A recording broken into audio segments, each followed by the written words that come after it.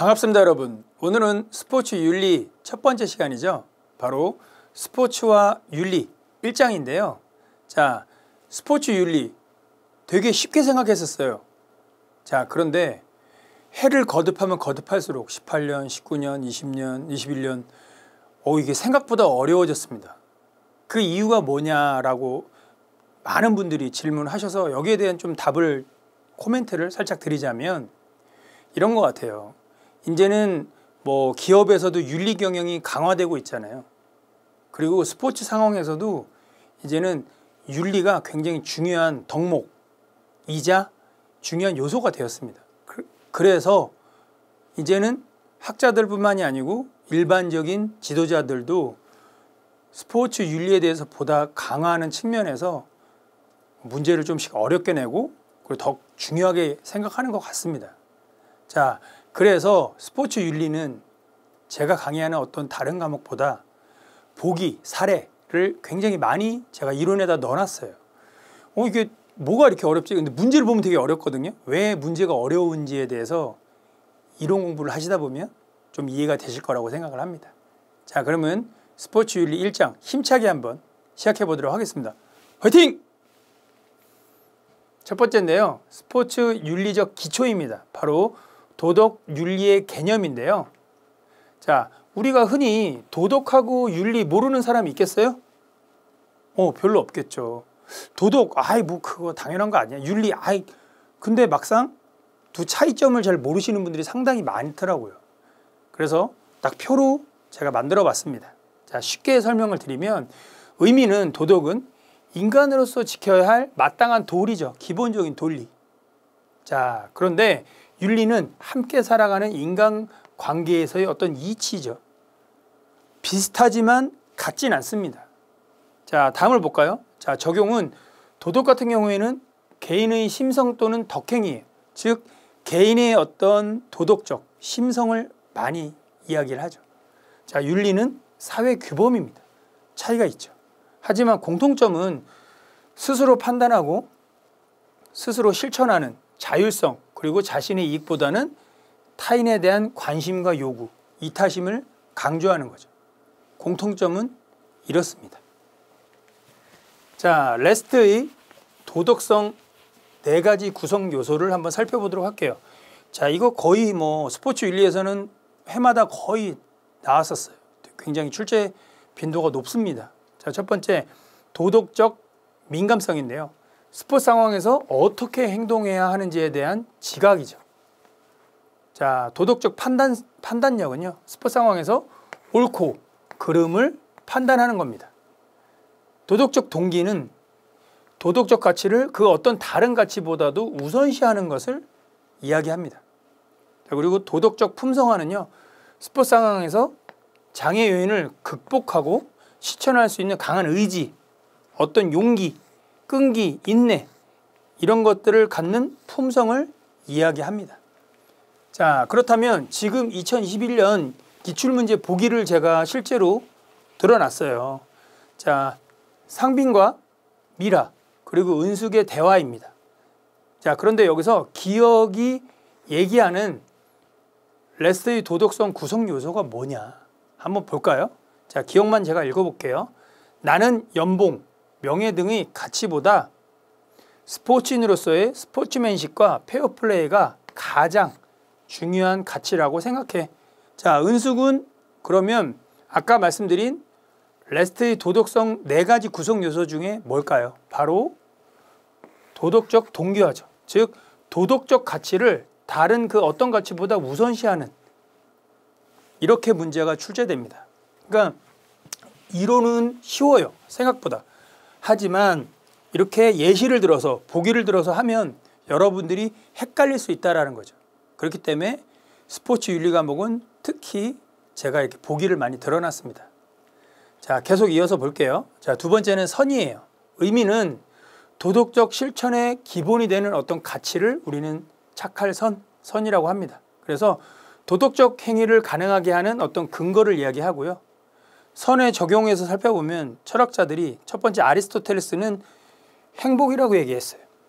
자, 그래서 아리스토텔레스의 행복의 목적론적 윤리학 그래서 삶의 궁극적 목적은 바로 행복이다.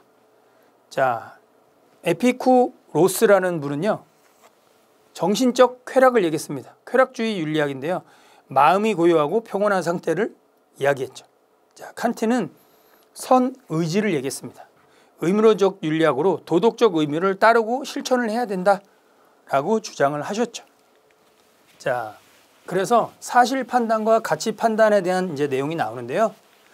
사실 판단과 가치 판단. 자, 사실 판단은 객관적인 사실, 그죠?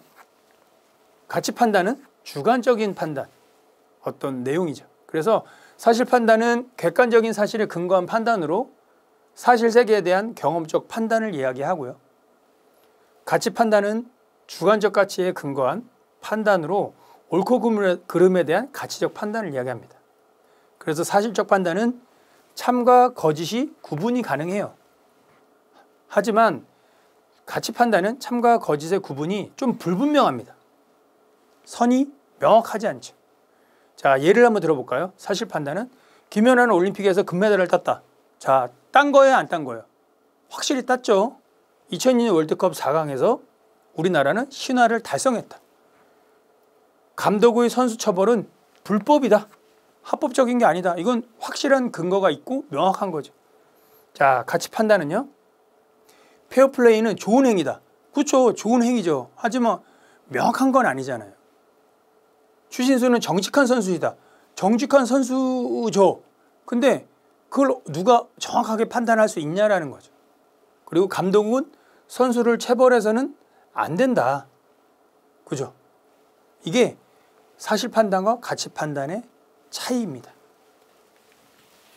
자, 그래서 기출문제를 또 제가 올렸어요. 가치 판단, 사실 판단? 쉬운데? 자, 스포츠에서 일어나는 사건이나 현상에 대한 사유작용을 판단이라고 한다. 판단은 크게 사실 판단과 가치 판단으로 구분된다. 사실 판단은 실제로 스포츠에 일어나는 사건과 현상에 대한 진술을 말한다. 따라서 뭘 가릴 수 있다? 진위 여부를 가릴 수 있다. 이렇게 실제로 나온 거예요. 기억. 이에 비해 가치 판단은 옳고 그름 혹은 바람직하지 하거나 그렇지 못한 것 등 가치에 대한 진술로 이루어진다. 가치 판단은 주로 당위에 근거한다. 니은. 이렇게 문제가 나왔습니다. 그러니까 여러분들이 보다 더 가치 판단과 사실 판단을 명확하게 이해하시길 바랍니다. 자, 두 번째로 넘어왔습니다. 스포츠 윤리의 이해예요. 자, 그래서 일반 윤리와 스포츠 윤리의 차이점이 뭐냐?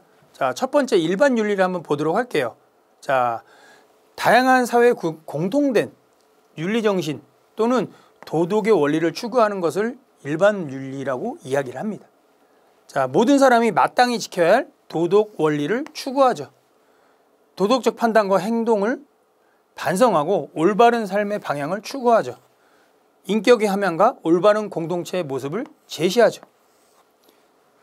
다양한 윤리 문제를 해결할 대안을 제시합니다. 자, 지금까지 얘기한 내용들 크게 여러분들이 알고 있는 내용에서 벗어난 내용이 있나요? 너무 어렵나요? 쉽죠. 우리가 알고 있는 일반적인 윤리적인 내용입니다. 자, 그렇다면 스포츠 윤리를 한번 볼까요? 자, 스포츠 윤리니까 아무래도 스포츠 상황에서 얘기하는 거겠죠. 그래서 스포츠 상황에서 윤리적 문제의 발생 원인을 밝히고 바람직한 윤리 규범을 모색한다. 경쟁의 도덕적 조건과 가치가 있는 승리의 의미를 탐색한다. 굉장히 중요한 의미죠. 스포츠의 도덕적 가치를 옹호하고 보편적 윤리의 정당성을 확보한다. 선수의 도덕적 자질과 인격 함양을 추구한다. 선수의 스포츠맨십, 페어플레이 등 스포츠 윤리 규범을 확산하고 이상적인 경기 문화를 제시한다. 스포츠의 비윤리적 행위의 근절과 공정성 확보를 위한 방안을 마련한다라고 되어 있습니다. 자, 보다 윤리적인 것은 보편적인 것을 얘기하는 거고요. 일반 윤리는. 스포츠 윤리는 스포츠 상황에 맞는 윤리를 보다 구체적으로 제시를 하고 있죠. 자, 2021년 기출문제로 나왔습니다. 뭐가? 스포츠 윤리 센터에 대해서. 자, 그래서 애석하게도 이제 2020년 천인삼종 고 최숙현 그 선수의 사건 때문에 만들어지게 된 결정적인 어떤 계기죠. 그래서 국가에서 주도적으로 스포츠 윤리 센터를 만들어서 이제 스포츠 윤리적인 문제점들을 이제 해결하기 위해서 공공기관으로 만들었죠. 그 내용입니다. 그래서 이 내용은 교재에 있으니까요. 아마 다음 연도에도 스포츠 윤리 센터에 관련된 문제들이 나오지 않을까 조심스럽게 예측을 해봅니다. 자, 세 번째 윤리 이론들을 한번 살펴볼게요. 자, 결과론적 윤리 체계인데요. 결과론적 윤리의 특징입니다. 어떤 행동이 좋은 결과를 낳는다면 그 행동에는 바로 도덕적 옳음이 있다. 자, 좋은 어떤 결과를 낳는다. 그건 이꼬르 곧 도덕적으로 옳다라는 그런 결과론적 윤리를 얘기하는 거죠. 행위의 가치는 상황에 따라 변동이 돼요. 그죠? 변동되겠죠. 좋은 결과를 위한 수단으로서 가치를 지니는 겁니다. 목적에 도움이 되는 수단은 윤리적으로 정당해야 됩니다. 이게 바로 결과론적 윤리의 특징이죠. 자, 두 번째는 공리주의가 나와요. 공리주의. 자, 결과론적 윤리의 대표적인 어떤 이론입니다. 그래서 벤덤이라는 학자와 밀이라는 학자가 이야기한 게 굉장히 핵심적인 내용이에요. 첫 번째 벤덤이 얘기한 양적 공리주의입니다. 쾌락적 공리주의라고도 얘기를 하고요. 그래서 도덕적 행위는 쾌락을 극대화하여 행복을 가져온다. 그래서 최대 다수의 최대 행복의 원칙이다 라고 주장을 합니다. 자, 밀이라는 학자가 이야기한 걸 볼까요? 질적 공리주의를 얘기해요. 벤덤은 양적, 밀은 질적. 그래서 자신의 쾌락과 더불어 타인의 행복을 함께 추구하는 것, 이타심을 강조합니다. 이타심은 뭐예요? 나의 이득보다는 타인의 이득을 더 중요시 생각하는 것을 이타심이라고 얘기를 하죠. 의무론적 윤리입니다. 의무론적 윤리와 칸트인데요. 의무론적 윤리의 특징을 한번 살펴보도록 하겠습니다. 인간이 마땅히 지켜야 할 도덕적 법칙이다. 도덕이다가 아니고 여기다 뒤에 법칙이다. 의무론이에요. 의무. 말 그대로 의무죠. 보편적 도덕에 따라 행위의 옳고 그름이 결정이 됩니다. 행위의 결과보다 동기가 더 중요합니다. 도덕성의 기준은 언제나 어디서나 절대적인 의무입니다. 이게 바로 뭐예요? 의무론적 윤리의 특징입니다. 칸트라는 학자가 대표적인 윤리 사상가예요. 의무론적. 그래서 실천 이성을 얘기했습니다. 첫 번째. 자, 실천 이성은 인간의 이성적 능력, 실천 이성이라고 하죠, 우리는. 에 의해서 도덕적 행동을 위한 규칙을 발견했어요. 자, 자유의지는 스스로 의지에 의해서 객관적인 도덕 법칙을 성립하는 겁니다. 선의지와 의무는 의무에 의한 행위만이 도덕적 행위다라는 내용입니다. 자, 그래서 마찬가지로 2021년 기출됐던 보기 내용을 칸트의 정언적, 그래서 스포츠에서 도덕 법칙은 승리를 원한다면 열심히 훈련하라, 위대한 선수가 되기 위해서는 스포츠맨십에 충실하라 등과 같이 가언적으로 주어지지 않고 어떠한 경기의 경우에도 선수의 의무로서 반드시 행하라는 정언적 칸트의 명령의 형태로 존재한다라고 시험에 실제로 나왔습니다. 동론적 윤리와 배려 윤리를 한번 또 살펴볼게요. 자, 동론적 윤리의 특징을 한번 또 살펴볼게요. 행위 중심의 윤리보다 행위 중심 윤리보다는 행위자의 윤리를 더 강조하는 겁니다. 그래서 인간의 도덕은 행위의 문제가 아닌 바로 내면과 덕성의 문제다라고 이야기를 하는 겁니다. 인간은 공동체의 도덕적 어떤 전통과 관습에 따라 행동하는 존재다. 그래서 덕은 반복적, 습관적 행위의 결과고 그런 결과로 생기는 성품이며 훈련된 행동이다. 이게 바로 스포츠맨십, 페어플레이를 이야기하는 겁니다. 배려윤리의 특징을 한번 살펴볼게요. 배려윤리도 마찬가지로 굉장히 이 분야에서 유명한 학자가 길건과 나딩스라는 학자가 이야기한 배려윤리예요. 그래서 소수자의 권리에서 인간의 존엄성을 강조해야 한다는 것으로 타인과의 관계를 중시해야 한다고 주장을 합니다. 두 학자는. 그래서 배려는 하려는 사람과 배려받는 사람 간의 상호 관계에서 서로 형성된다라고 주장을 했고요. 기존의 남성 중심 가치관에서 벗어나서 희생과 헌신 등의 여성주의 윤리의 기준을 또 제시를 했습니다. 21년 기출문제의 복인데요. 배려윤리. 자, 그래서 윤리적 가치의 근거를 페미니즘에서 찾았다. 이성의 윤리가 아닌 감성의 윤리다. 경기에 처음 출전하는 후배를 격려하는 선배의 어떤 친절, 근육 경련을 일으킨 상대 선수를 걱정하고 보살피는 행위, 타자의 요구와 정서를 공감하고 대응하는 것이 도덕의 출발임. 자, 이렇게 보니까 훨씬 더 배려윤리에 대해서 이해가 쉬우시죠? 참고하시길 바랍니다. 동양사상과 윤리체계입니다. 동양윤리의 사상의 어떤 특징 등을 한번 살펴보도록 하겠습니다. 수양과 수행을 통해서 도덕적으로 완성된 삶을 추구하는 것이 동양윤리 사상의 특징이죠. 그래서 도덕적 어떤 자각 그리고 실천을 통해서 바람직한 공동체 사회 구현을 하고요. 생명 존중을 바탕으로 자연과의 조화로운 삶을 추구하는 것이 바로 동양 윤리 사상의 특징입니다. 유교 윤리 사상의 대표적인 어떤 학자들을 한번 살펴볼 텐데요. 첫 번째는 바로 공자입니다. 공자는 이는 인간이 마땅히 지켜야 할 도덕적 어떤 이상이다. 그리고 정명을 통해 각자 본분에 맞는 덕의 일치를 강조하죠. 그래서 도덕적으로 완성된 인격체, 종심소욕 분류구라는 한문의 이런 주장을 해요. 대표적인. 그래서 마음이 원하는 바를 따라도 법에 어긋남이 없다라고 주장을 합니다. 21년 기출문제로 나왔었습니다. 공자의 서 그리고 정명. 자, 그래서 공자가 대표적으로 얘기한 서, 정명 내용인데요.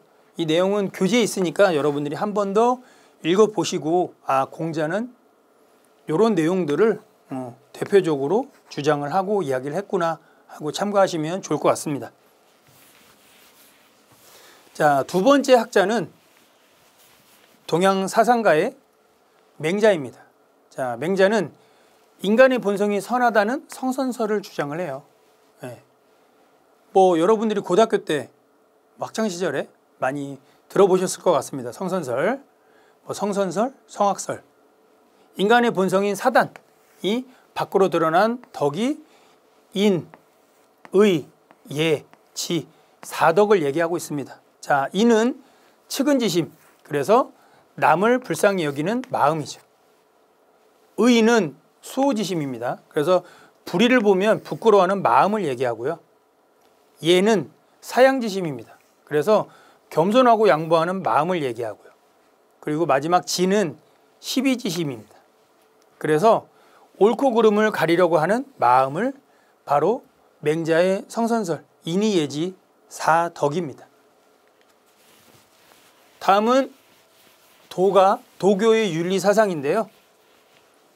첫 번째 노자입니다. 자, 노자란 학자가 주장한 내용을 한번 살펴보도록 하겠습니다. 만물의 생성과 존재의 원리인 도를 강조하죠. 그래서 도가 현실 속에서 드러난 것을 덕이라고 이제 주장을 해요. 인위적이지 않은, 인위적인 게 뭐예요? 만들어낸 것이 아니고 있는 그대로의 어떤 상태, 즉 자연의 순리를 따르는 삶을 이야기를 하고 있고요. 성선약수를 이야기합니다. 그래서 지극히 착한 것은 마치 물과 같다라고 주장을 합니다. 자, 다음은 장자예요. 장자. 장자는 뭐라고 얘기했느냐? 마음의 깨달음과 정신적 자유를 강조했죠. 그래서 좌망과 심재를 제시합니다. 자, 그래서 좌망은 뭐냐? 조용히 앉아 모든 것을 잊고 무아의 경지에 드는 것을 이야기하고요. 심재는 잡념이 없는 깨끗한 마음의 상태를 이야기합니다. 이외에 윤리사상을 한번 살펴보면요. 개인 윤리와 사회 윤리로 크게 구분되고 있어요. 자, 첫 번째 개인 윤리를 한번 살펴보면 위타심, 그래서 선의지, 양심, 개인적 노력, 대부분의 행위 주체를 개인의 양심과 덕목으로 보는 윤리를 이야기합니다. 다음은 사회윤리인데요. 사회윤리는 우리가 흔히 정의라고 하죠. 그래서 선의지, 양심, 정책, 제도, 구조, 그래서 사회구조나 질서 또는 제도와 관련된 윤리 문제에 대한 도덕적 어떤 규범을 얘기하죠. 차이가 있습니다. 그 각각의 차이를 좀 이해하시길 당부드립니다. 책임윤리와 심정윤리는 이제 살펴볼 텐데요. 자, 첫 번째 책임윤리를 한번 볼게요.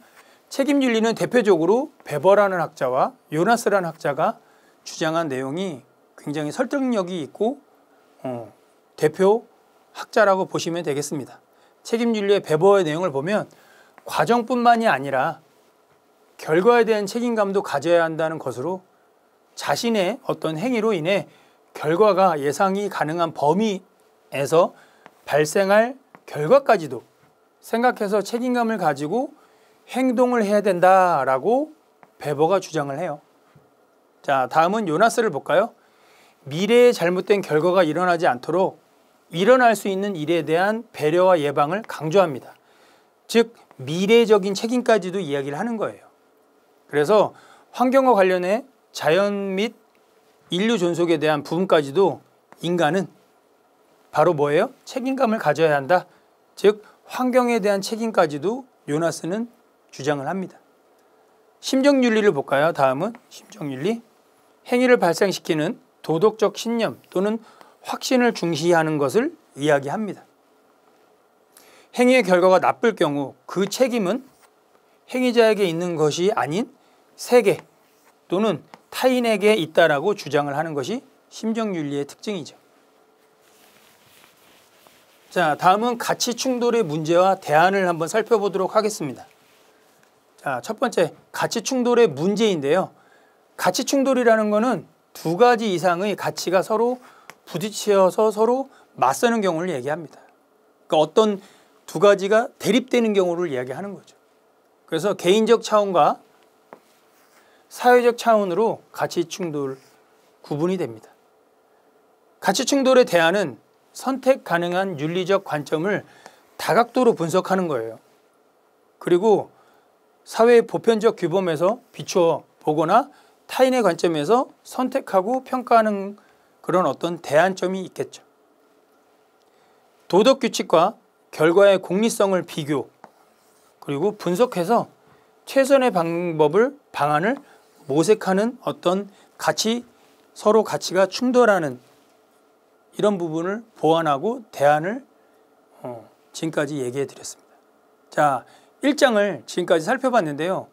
우리가 알고 있던 윤리, 그냥 사실 인간이란 마땅하게 지켜야 될 어떤 기본적인 도덕이나 윤리 되게 쉽게 생각했었죠. 길거리 가다 쓰레기를 버리면 안 된다. 길에다 침을 뱉으면 안 된다. 기타 등등. 그런데 이거를 학문적으로 접근해서 거기다가 또 스포츠 상황에 대비해서 하다 보면 여러분들이 상당히 어려워할 수 있는 학문이라고 생각합니다.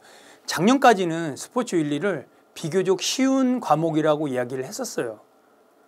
2019년도까지는 그래도 쉬운 편이었습니다. 근데 2020년 그리고 올해부터는 더 어려워졌습니다. 그리고 2022년도 어렵지 않을까 생각보다 우리가 알고 있는 일반적인 윤리보다는 더 어렵지 않을까 조심스럽게 예측을 해보고요. 자, 그렇다면 어려운 걸 어렵게 받아들이면 더 어렵겠죠. 그럼 어떻게 해야 되겠어요? 여러분들은 더 쉽고 편안하고 좀 자연스럽게 공부하시고 효율적으로 학습을 하시길 바랍니다. 자, 오늘 수업은 여기서 마칠게요. 감사합니다.